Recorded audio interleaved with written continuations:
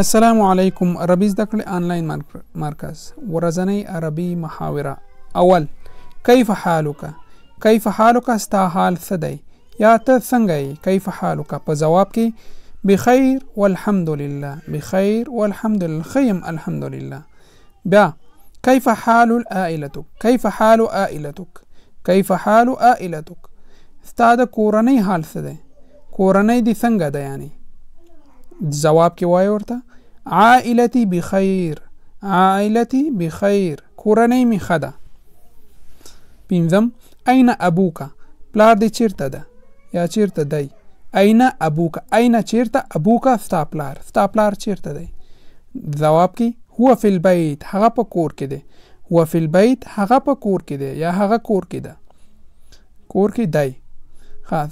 اوم، این اخوک؟ ورور دې چیرته دی؟ این اخوک؟ ورور دې چیرته دی؟ اتم، جواب کې به همغسې شپږ غوندې وایي هو فی المدرسه یا هر چې وایي.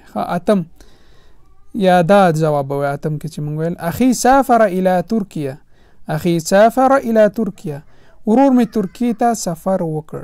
اخي زما ورور، سافر سفر یې وکړل ماضي ده، الی ترکیه الی په طرف، ترکیه ته، ترکیې ته، نو پښتو کې داسې ورور مې ترکیې ته سفر وکړ.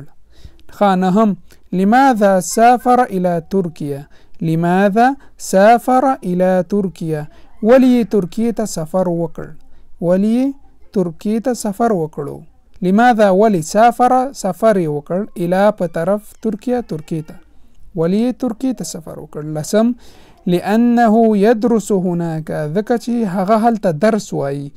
لأنه هو يدرس هناك، ځکه هغه هلته زده کړه کوي. لأنه ځکه هو هغه يدرس درس وایي، زده کړه کوي، هناك هلته.